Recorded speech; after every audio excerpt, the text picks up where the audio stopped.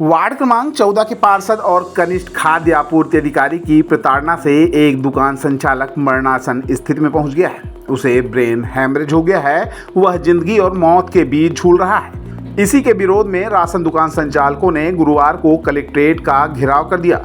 शहर के सभी विक्रेताओं ने कलेक्ट्रेट पहुंचकर कलेक्टर को ज्ञापन सौंपा, प्रकरण दर्ज कराए जाने की मांग की है। इसके अलावा दुकान संचालकों को पर्याप्त राशन उपलब्ध कराने की मांग भी की गई है।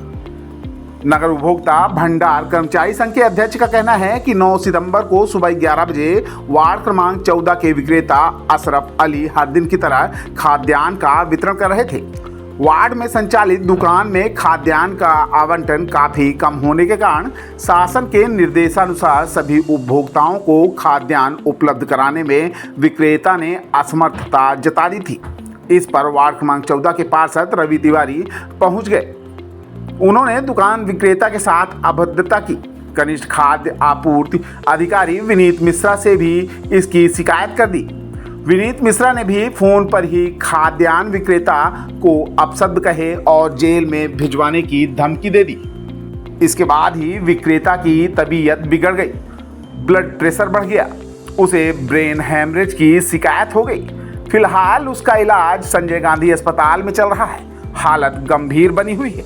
सभी विक्रेताओं ने कलेक्ट्रेट पहुंचकर कलेक्टर से मुलाकात की और उन्हें ज्ञापन पत्र सौंपा है। पर्याप्त मात्रा में खाद्यान्न उपलब्ध कराने और धमकी देने वालों के खिलाफ प्रकरण दर्ज कराने की मांग की गई है। कई जिम्मेदारी दी गई है खाद्यान्न उपभोक्ताओं के लिए, लेकिन जो हम लोग को आवंटन प्रेजेंट टाइम में विगत 4 महीनों से दिया जा रहा है वो इतना कम दिया जा रहा है कि सभी उपभोक्ताओं को खाद्यान्न देने में संभव नहीं है।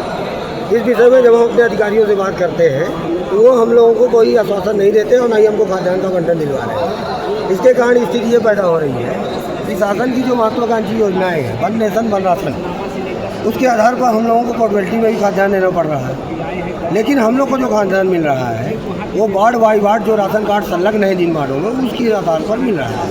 मतलब जितने कार्ड रजिस्टर्ड है उतना ही राशन कार्ड मिल रहा है। तो क्या है, पोर्टेबिलिटी के आधार पर हम किसी को मना तो कर नहीं सकते, वो खाद्यान्न ले जाते हैं। अंत में जो वार्डवासी हैं राशन लेने आते हैं, वो अगर राशन नहीं पाते तो वार्ड पार्षद और जनप्रतिनिधियों को लेकर दुकानों में आते हैं, वहाँ पर आके अभद्रता करते हैं। टेंशन के द्वारा अभद्रता किया जाता है? वार्ड पार्षदों के और पब्लिक के द्वारा।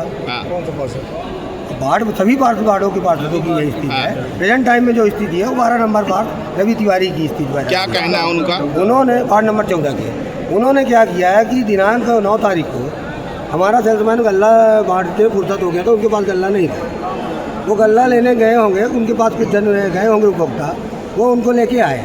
उन्होंने कहा गल्ला क्यों नहीं दे रहे हो? उन्होंने कहा क्योंकि हमारे पास गल्ला नहीं है, आप ऑनलाइन पोर्टल है, आप उसमें चेक कर सकते हो कि मेरे पास गल्ला नहीं, गल्ला आने पर मिलेगा।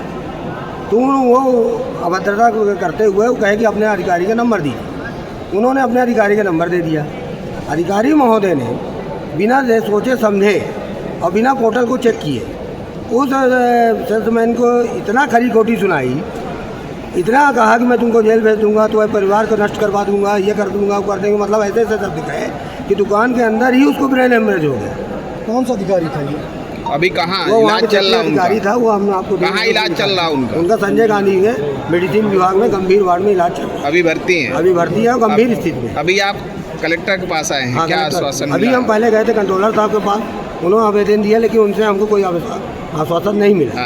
उन्होंने कहा आप क्षेत्रीय अधिकारी से बात कीजिए, हमसे कोई लेना देना नहीं है। जब नहीं सुना तो अब हम लोग कलेक्टर महोदय की इसकी बात को जो घटना घटित हुई इसकी जानकारी देंगे। क्या नाम है आपका? हम संतोष अग्रवाल हैं, यूनियन अध्यक्ष रीवा नगर के कोटेदार। कौन से यूनियन का?